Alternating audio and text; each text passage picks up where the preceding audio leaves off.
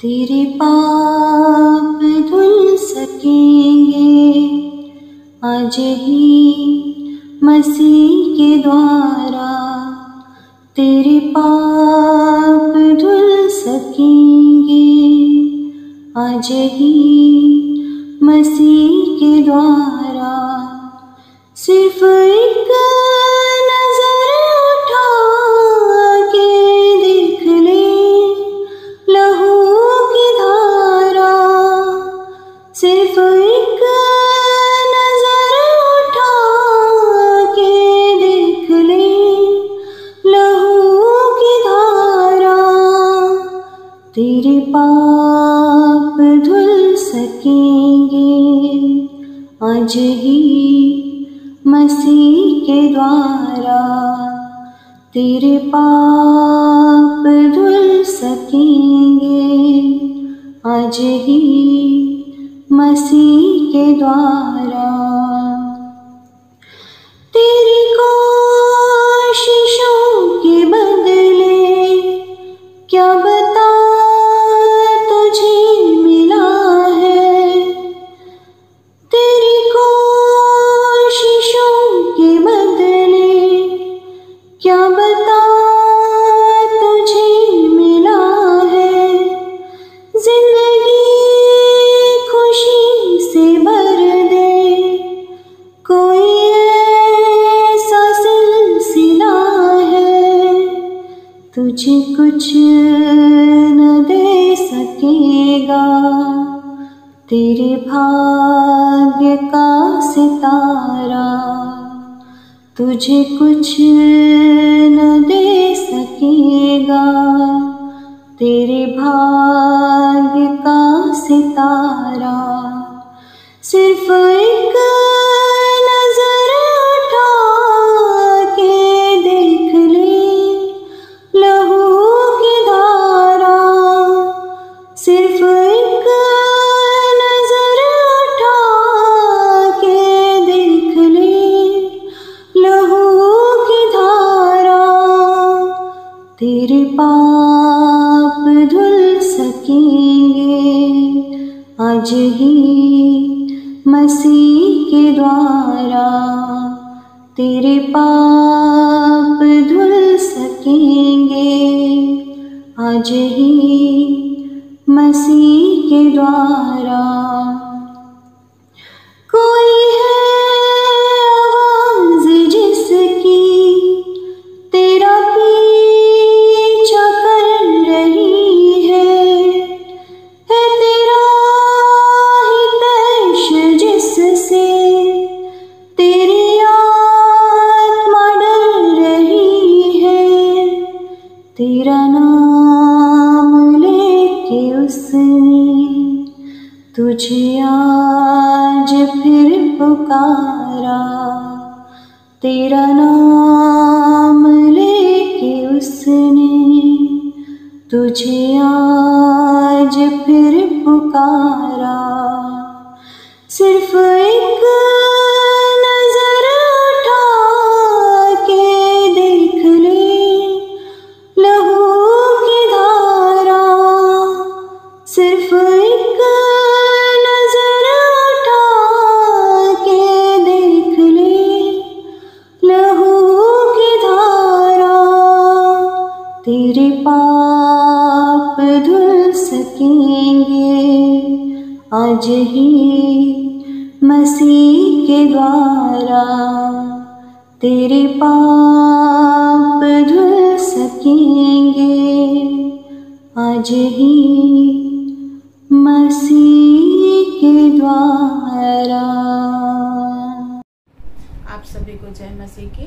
और इस समय जब हम वचन में जाएंगे, वचन में जाने के पहले हम छोटी सी प्रार्थना को करेंगे। अपनी आंखों को बंद करेंगे, सिर झुकाएंगे।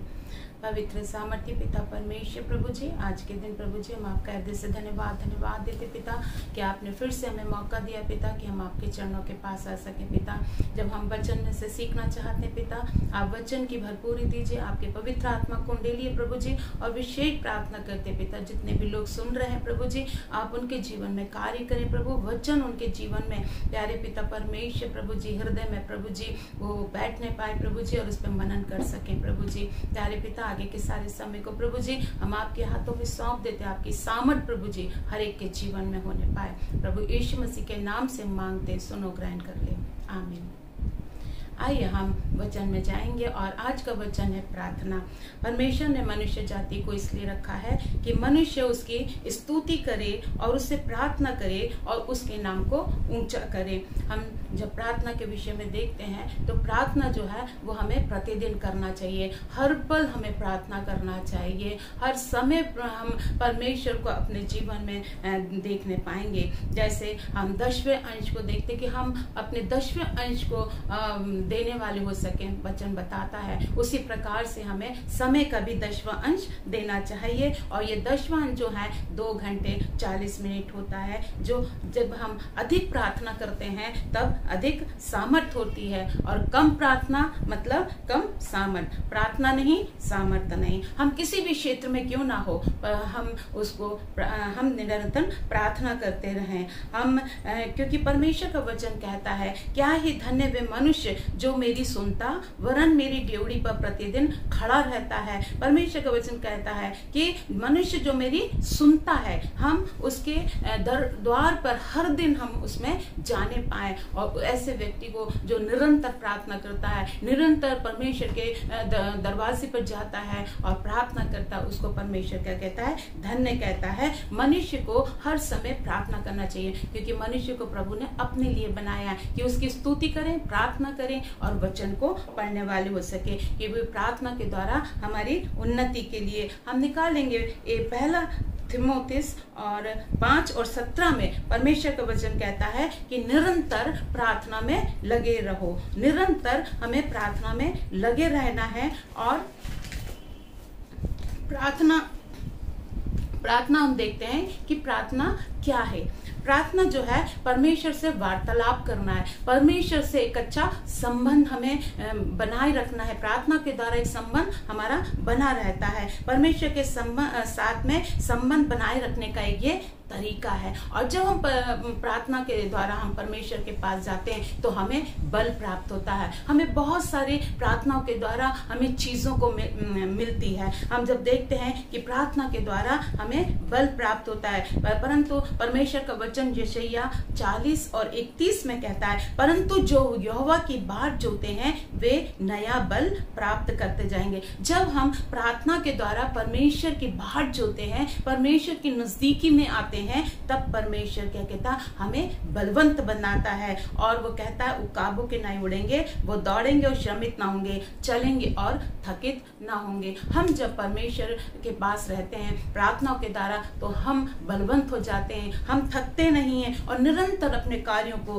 करते रहते हैं। प्रार्थना के द्वारा हमें आनंद भी मिलता है। जिस प्रकार से भजन संहिता लिखने वाला दाऊद कहता है कि तेरे निकट आनंद की भरपूरी है। और सचमुच में ये है कि जब हम प्रार्थना में निरंतर बने रहते हैं तो परमेश्वर का आनंद जो है वो हमारे जीवन में रहता है। प्रार्थना जो है आत्मिक जागृति को लाती है, वो हमें जीवित बनाए रखती है, हमें आशीष मिलती है और हम खोए हुओं को पास में लेकर आती है। जब हम देखते हैं पौलुस और सिलास के जीवन में प्रेरितों के काम 16:23 से लेकर 34 में हम इस में पढ़ते हैं पदों को, तो वहां पर पाते हैं पौलुस और सिलास के जीवन को।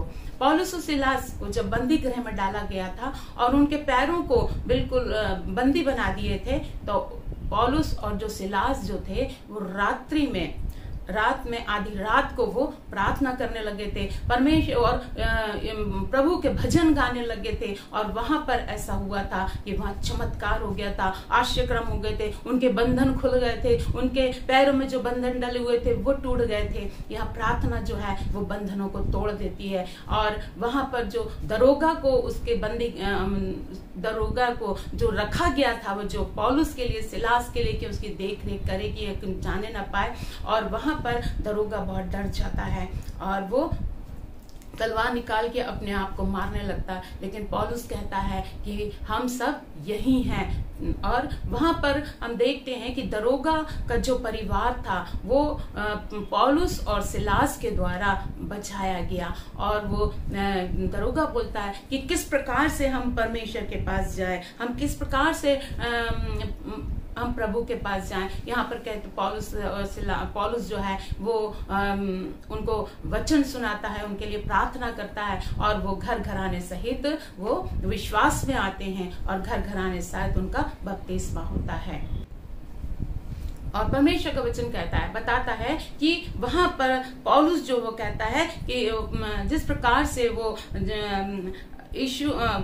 पौलुस जो बोलता है कि तू यीशु पर विश्वास कर, तू और तेरा घराना उद्धार पाएगा। वो पूछता है मैं किस प्रकार से उद्धार को प्राप्त करूं, तब वो कहता है कि यीशु पर तू विश्वास करेगा और तू और तेरा घराना उद्धार पाएगा। और वो घर घराने सहित उन्होंने बपतिस्मा लिया और उनका जीवन बचाया गया। इस तरह से वो प्रार्थना जो है जब हम करते हैं तो खोए हुओं को हम परमेश्वर के नजदीक में लेकर आते हैं। कई बार हम प्रार्थना के द्वारा जो है अंधकार की शक्ति जो है समाप्त हो जाती है, शैतान के गढ़ टूट जाते हैं। आज जब कोरोना का समय चल रहा है तो क्यों ना हम प्रार्थना योद्धा बन जाएं, हम इस कोरोना को नाश होने के लिए प्रार्थना करें। हम उसको हमें परमेश्वर ने इसलिए बनाया है कि हम इस अंधकार की शक्तियों को प्रार्थना के द्वारा क्या करें, तोड़ दें। और हमारे जब हम प्रार्थना करते हैं तो हमारा जीवन भी पवित्र होता है। हमारे साथ में जो आए हुए जो लोग रहते हैं वो भी, उनका जीवन भी बचाया जाता है। और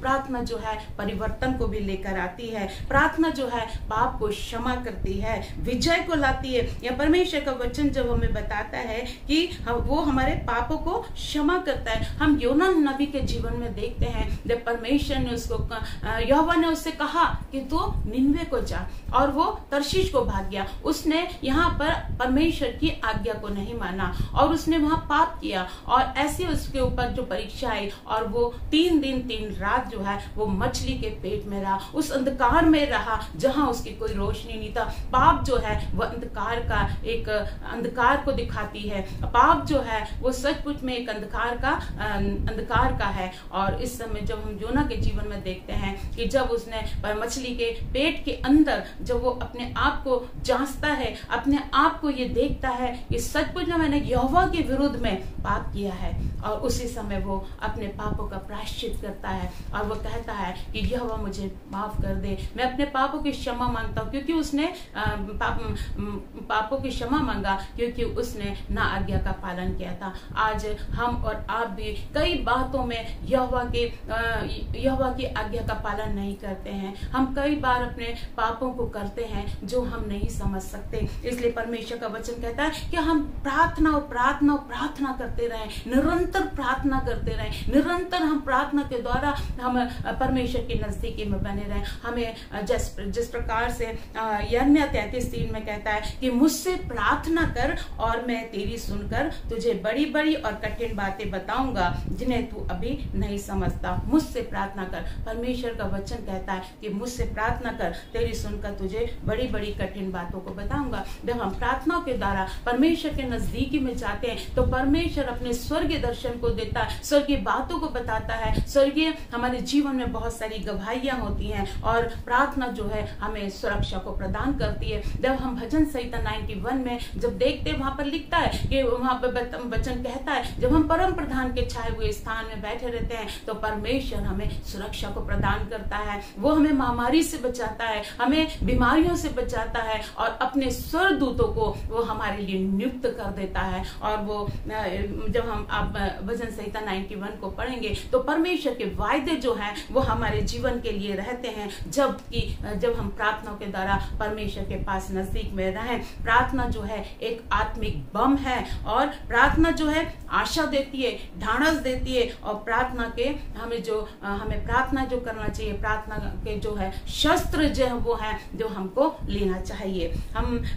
यदि हम प्रार्थना नहीं करेंगे तो हमारे जीवन में सफलता नहीं होगी। यदि हम प्रार्थना नहीं नहीं करेंगे तो हमारे जीवन में शांति नहीं होगी। यदि हम प्रार्थना नहीं करेंगे तो हमेशा हम निराश रहेंगे। यदि हम प्रार्थना नहीं करेंगे तो हमारे जीवन में कोई भी आशीष नहीं रहेगी। इसलिए परमेश्वर ने हमको चुना है कि हम उसकी क्या करें, इच्छा पूरी करें। और वो इच्छा कैसे पूरी करेंगे? हम प्रार्थना के द्वारा, वचन को पढ़ने के द्वारा। और हम इस समय हम अपने जब कोरोना का समय चल रहा है तो हमें निरंतर क्या करना चाहिए?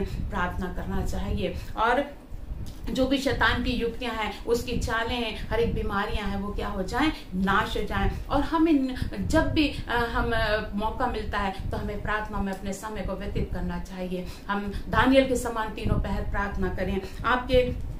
और हम देखते हैं कि हमारे जीवन के लिए प्रार्थना करना बहुत जरूरी है। हम कैसी भी परिस्थितियों में हो, हमें प्रार्थना करना चाहिए। हमारा प्रार्थना जो एक गोल की तरह होना चाहिए। हर दिन हमें प्रार्थना में निरंतर बहना चाहिए और परमेश्वर की आशीषों को लेना चाहिए। आप चुने हुई स्त्री हैं, आप चुने हुए पुरुष हैं, आप चुने हुए बेटा और बेटी हैं, आप चुने हुए हैं। इसलिए परमेश्वर के नजदीकी में बने रहने के लिए हमें निरंतर प्रार्थना करना चाहिए।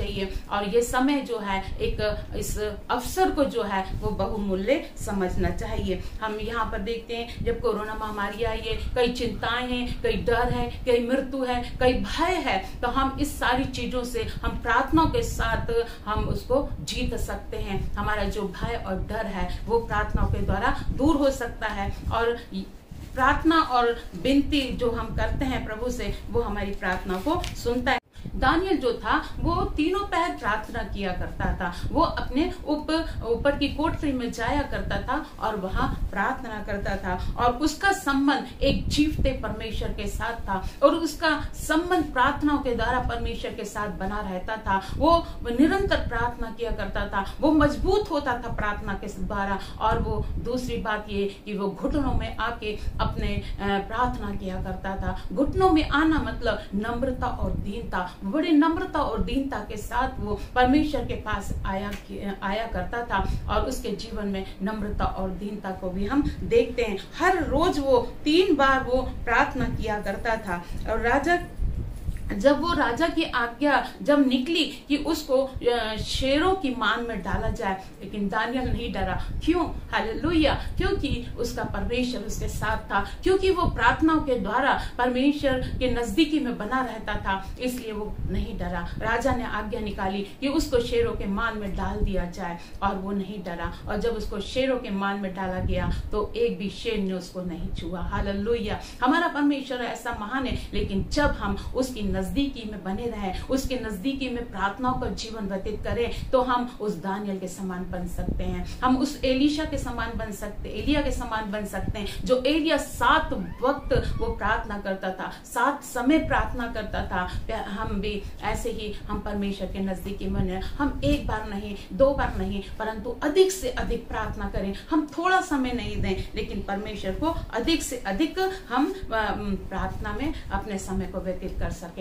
हम देखते हैं कि इस संसार के जो चाबियां हैं, जो कुंजी है, वो क्या है? प्रार्थना है। और वो कौन सी प्रार्थना है? वो आंसू की प्रार्थना है। हमें आंसू के साथ प्रार्थना करना है। हम अपने कमरे में जाएं, हम अपने घुटने टेके और आंसू के साथ प्रार्थना करें। और इसके साथ ही जब हम प्रार्थना करते हैं, हमारा जीवन बदलता है, लोगों का जीवन बदलता है। हम अपने लिए नहीं, परंतु दूसरों के लिए भी आंसू के साथ प्रार्थना करें। जब हम देखते हैं यशायाह 38:5 में, हम दूसरा राजा 20:3 में देखते हैं, वहां पर जब हम हिजकिय्याह के जीवन में देखते हैं, हिजकिय्याह क्या हो गया था? बहुत ज्यादा रोगी हो गया था और वो मरने पर था। और वो परमेश्वर के सामने उसने गिड़गिड़ाया और वहां पर वो बिलक बिलक के रोया और वो बिलक बिलक के रोया और उसने प्रार्थना करी कि प्रभु सचमुच मैं तेरे चरणों में बना रहा और मैं मरने पर हूँ। लेकिन वहां पे वो व्याकुलता के साथ बिलक बिलक कर वो रोया और आंसू के साथ रोया और उसने प्रार्थना करी। और यीशु ने कहा, और वहां पर यहोवा ने कहा कि तेरी प्रार्थना क्या कर ली गई है? सुन ली गई है। और तेरे आंसू देख देख कर मैंने तेरे आंसू को देखा है और देख मैं तुझे चंगा करता हूँ। हालेलुया। और उसके जो आंसू बहे, जो उसने बिलक बिलक के रोया, उससे परमेश्वर ने उसकी सूधी ली और वो उसको परमेश्वर ने चंगा किया और उसके 15 वर्ष और परमेश्वर ने जोड़ दिया। हालेलुया। हम भी ऐसे प्रार्थना योद्धा बने, हम आंसू के साथ प्रभु के नजदीकी में जाएं। और परमेश्वर यहाँ पर यहोवा ने उसको ये कहा हिजकिय्याह को कि तू परसों क्या होगा, तू मेरे भवन में भी जाएगा। कितना अच्छा वचन जो सचमुच में परमेश्वर अपने लोगों के लिए आशीष को देता है। हम दाऊद के जीवन में भी देखते हैं, वो कहता मैं कराते कराते थक गया हूँ, मैं पीड़ा के साथ मैं प्रार्थना करता हूँ, मैं आंसू के साथ प्रार्थना करता हूँ, मेरे रात में मेरे बिछौने जो है वो गीले हो जाते हैं और मैं अपनी खाट जो है आंसू से भिगोता हूँ। हालेलुया। वो दाऊद जो कहता है कि वो अपने लिए नहीं रोता था, वो दूसरों के लिए रोता था, जो उसके विरुद्ध में खड़े होते थे, जो उसको सताते थे, उनके लिए वो प्रार्थना करता था। आज हम क्या करते हैं? आज हम अपने लिए ही प्रार्थना करते हैं, परंतु आज परमेश्वर का वचन हमें सिखा रहा, हमें आंसू के साथ, घुटनों के साथ हमें प्रार्थना करना है। और किसके लिए? हमें दूसरों के लिए प्रार्थना करना है। और जब हम दूसरों के लिए प्रार्थना करते हैं तब परमेश्वर हमारी प्रार्थना का उत्तर हामिन में देता है। हमारे जीवन में भी बहुत सारी आशीषें होती हैं। हमारे जीवन में यदि कोई व्यक्ति आता है तो उनका जीवन भी बदलना चाहिए। हम हन्ना के जीवन में भी देखते हैं कि उसने भी, जब उसके पास बच्चा नहीं था, उसके पास कोई संतान नहीं थी, लेकिन वो उसने अपने बिलक बिलक के परमेश्वर के सामने रोया। उसने बिलक बिलक के रो के अपने संतान के लिए उसने मनोकामना उसने मांगी और वहां पर परमेश्वर ने उसकी प्रार्थना को सुना और परमेश्वर ने हन्ना को भी संतान देके आशीष दी, शामिल देके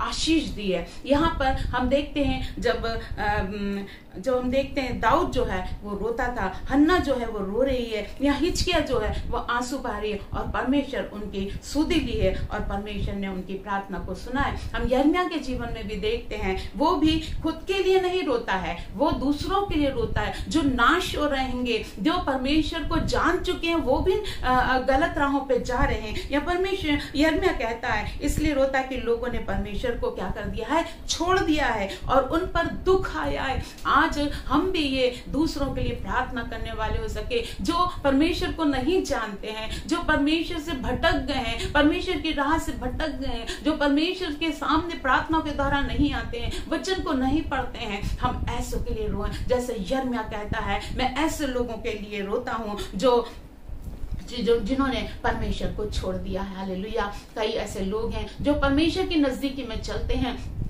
हम परमेश्वर के वचन को पढ़ते हैं और परमेश्वर के अधिकारी से हम बताते हैं कि हम परमेश्वर के जन हैं, लेकिन वो ऐसा नहीं है। लेकिन उनका जीवन जो है वो नाश होता जा रहा। ऊपरी तौर से तो बदल रहे हैं परंतु आत्मिक तौर से नहीं बदल रहे हैं। हमारे जीवन को बदलना बहुत जरूरी है। इसलिए परमेश्वर चाहता है जिन्होंने मसीह में छुटकारे का अनुभव किया है उनके मन क्या हो जाना चाहिए, टूट जाना चाहिए, उनको परमेश्वर के नजदीकी में आना चाहिए। और वो कहता है, यिर्मयाह कहता है, मनुष्य से कहता है, लोगों से कहता है कि प्रार्थना करो अपने और रो और पश्चाताप करो और अपने परमेश्वर के पास लौट के आ जाओ। वो यिर्मयाह जो था वो प्रार्थना करने वाला था, वो घुटनों में आके वो भी प्रार्थना करता था। परमेश्वर इन नम्रता और दीनता को देखता है। हम विलाप गीत में जब जाते हैं तो विलाप गीत पर लिखने वाला भी यही कहता है कि मेरी आंख से लगातार आंसू बहते रहते हैं और जब तक यहोवा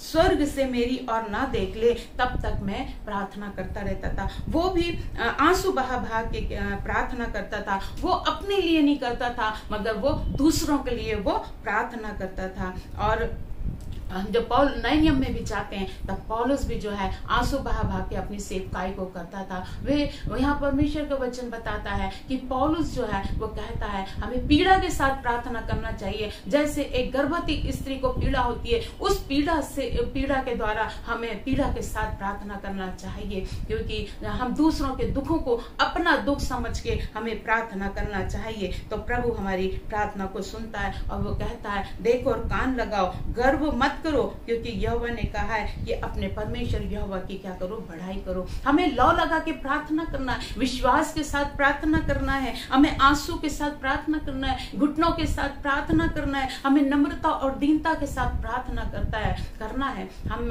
देखते हैं, हम कई वचन में हम देखते हैं कि प्रभु के जो दास और दासियां जो हैं वो प्रार्थना किस प्रकार से करते हैं। हमें पश्चाताप के साथ प्रार्थना करना है और परमेश्वर के नजदीक में निरंतर हमें बने रहना है। और हम देखते हैं नहमिया के समय में भी कि यरूशलेम की शहरपनाह टूट गई थी और जल गई थी, और नहमिया क्या कर रहा था, रोने लगा था, और रोने के साथ वो विलाप करने लगा था। उसने भी उपास किया, प्रार्थना करी और परमेश्वर के नजदीकी में बना रहा। परमेश्वर का वचन इसी तरह से बोलता है यिर्मयाह 33:3 में कि मुझसे प्रार्थना कर, आपसे और मुझसे, आज आपसे वो कहता है कि मुझसे क्या कर, प्रार्थना कर, मैं कठिन कठिन बातों को बताऊंगा, हो जो स्वर्गीय जो बातें हैं वो प्रभु आपको बताएगा। इसलिए परमेश्वर का वचन कहता है कि जिन्हें तू अभी नहीं समझता उन सारी चीजों को मैं बताता हूँ। प्रार्थना जो है, हमें हर रूप में हम प्रार्थना कर सकते हैं। हम व्यक्तिगत रूप से प्रार्थना कर सकते हैं, पारिवारिक रूप से प्रार्थना कर सकते हैं, दो जन होकर हम प्रार्थना कर सकते हैं, समूह में हम प्रार्थना कर सकते हैं, हम इकट्ठे होकर भी प्रार्थना कर सकते हैं। हम पतरस के जीवन में देखते हैं, जब पतरस को बंदी गृह में कर दिया था, उसको बंदी गृह में बंद कर दिया था, तो वहां पर कलीसिया जो है वो लो लगा के पतरस के लिए प्रार्थना करती। कलीसिया लो लगा के प्रार्थना कर रही थी कि वो पतरस वहां से छूट गया। हालेलुया। हमारा जब हम प्रार्थना के द्वारा हम जब करते हैं, जब परमेश्वर के पास आते हैं, तो परमेश्वर वहां चिन्ह और चमत्कार करता है। हम यहाँ पर व्यक्तिगत रूप से भी प्रार्थना कर सकते हैं। हर दिन जब हम सुबह उठते हैं तो हमें सबसे पहले परमेश्वर का चेहरा देखना चाहिए। हम इधर उधर की बातें ना करें। हम अपने घर में हर एक को गुड मॉर्निंग कहते हैं, लेकिन हम सबसे पहले हमारे प्रभु यीशु मसीह के पास आए, प्रभु यीशु मसीह को गुड मॉर्निंग कहें, प्रभु यीशु मसीह के पास हम अपने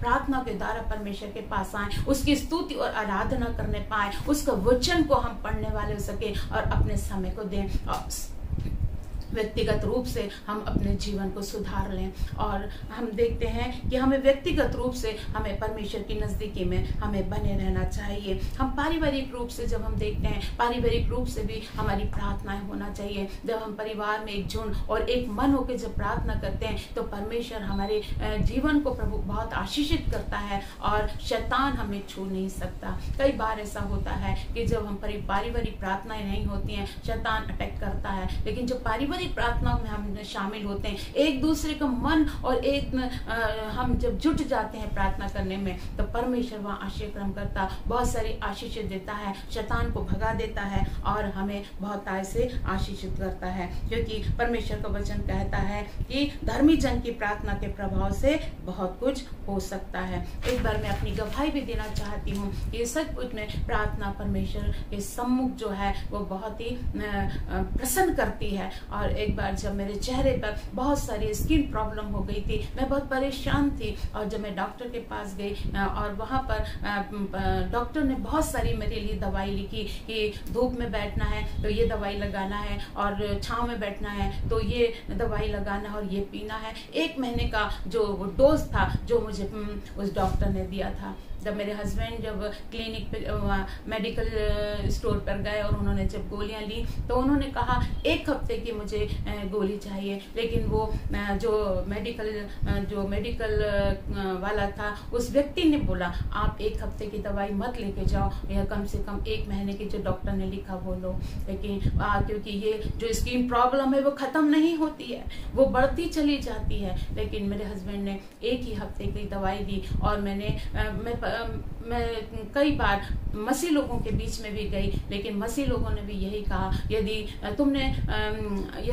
तुम दवाई नहीं लोगी तो तुम्हारा क्या करोगी, 1 वर्ष तक इसी तरह स्किन प्रॉब्लम में पड़ी रहोगी। लेकिन खुदावंद प्रभु यीशु मसीह जो सचमुच में उसके नजदीक में जब मैं गई और मैंने अपने घुटनों को वहां टेकी और घुटनों के साथ मैंने प्रार्थना करी और प्रभु से कहा, प्रभु तूने अब मनुष्य को अपने स्वरूप बनाया है, मैं भी आपके समान सुंदर सुंदर हूँ, आपके समान हूँ प्रभु जी। आप मुझे इस 3 दिन के दौरान प्रभु जी मुझे बिना गोली दवाई के मुझे चंगाई दीजिए। हालेलुया। और परमेश्वर के सामने मैं अपने आंसू को बहाती रही और परमेश्वर ने मेरे आंसू की प्रार्थना की सुधी ली, मेरे आंसू के कुप्पी में भरा और 3 दिन का मैंने प्रभु से बोला और 3 दिन में प्रभु ने मुझे चंगाई दी। मैं प्रभु का धन्यवाद देती। हालेलुया। और हमारे जीवन में भी, आपके जीवन में भी बहुत सारी गवाहियां हो सकती हैं। मेरे जीवन में प्रार्थनाओं के द्वारा परमेश्वर ने बहुत सारी गवाहियों को दिया है, जो सचमुच में प्रभु चाहेगा तो सचमुच में मैं आगे भी आपको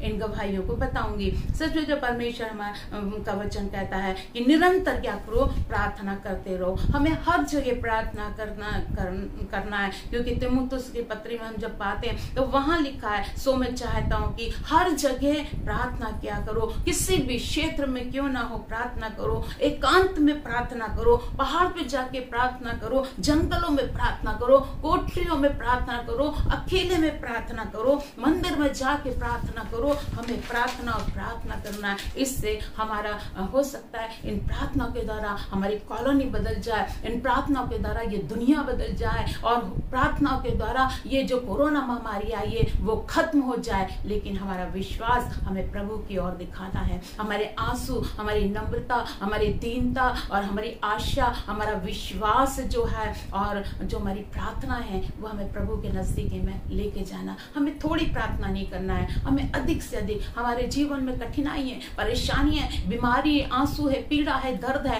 तो हमें थोड़ी सी प्रार्थना में कुछ नहीं होना है। हमें अधिक से अधिक प्रार्थना करना, दानियल के समान तीनों पहराना, एलिया के समान हमें 7 बार प्रार्थना करने वाला बनना है, हमें मूसा के समान प्रार्थना करना है। हमें इस तरह से प्रार्थना और प्रार्थना करना है। हमें सचमुच में प्रभु ने आज के हमें वचन के द्वारा हमें सिखाया है कि हमें निरंतर प्रार्थना करना चाहिए और प्रार्थना योद्धा बनना चाहिए।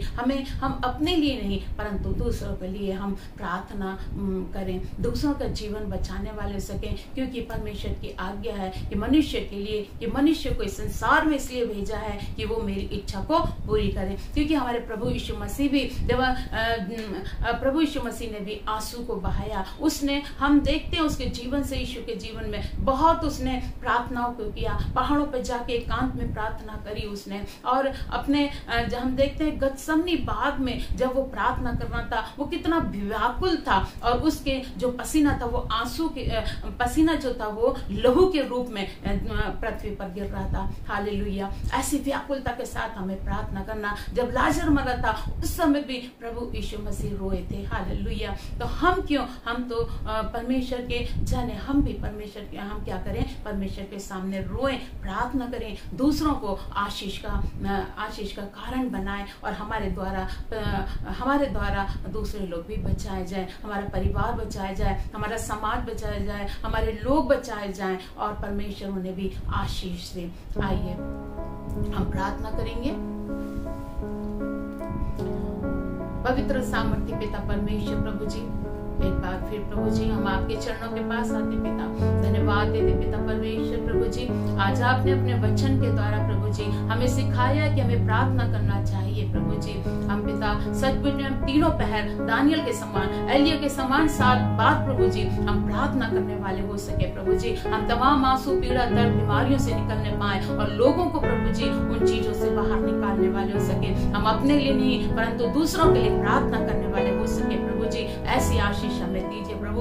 अब जब हम प्रार्थना में जाते हैं आप हमें बल देते हैं, सुरक्षा देते हैं, आशीष देते हैं, एक आशा देते हैं पिता परमेश्वर। आपका धन्यवाद देते पिता आज के सुंदर दिन के लिए प्रभु जी, जो आज आपने हमारे लिए बनाया और हम आपके वचन के इर्द गिर्द बने रहे, इसके लिए हम धन्यवाद देते पिता परमेश्वर प्रभु जी। और हर एक जन प्रभु प्रार्थना के लिए अपने समय को प्रभु जी एक नियुक्त करने पाए प्रभु जी। ऐसी हम प्रार्थना करते, जितने भी लोग प्रभु जी इस प्रार्थना सभा में प्रभु जी, सबको तू आशीषित अनुग्रह प्रदान करे प्रभु जी। उनके फैमिली में, उनके तमाम लोगों में प्रभु कोई परेशानी है, कोई रुकावट है, किसी प्रकार की प्रभु जी प्यारे पिता प्रार्थना रिक्वेस्ट है प्रभु यीशु मसीह के नाम से वो पूरी की जाए पिता परमेश्वर प्रभु जी। प्यारे पिता आप उनके परिवारों को प्रभु जी, हर एक के परिवारों को प्रभु जी आप आशीषित अनुग्रह प्रदान करें प्रभु जी।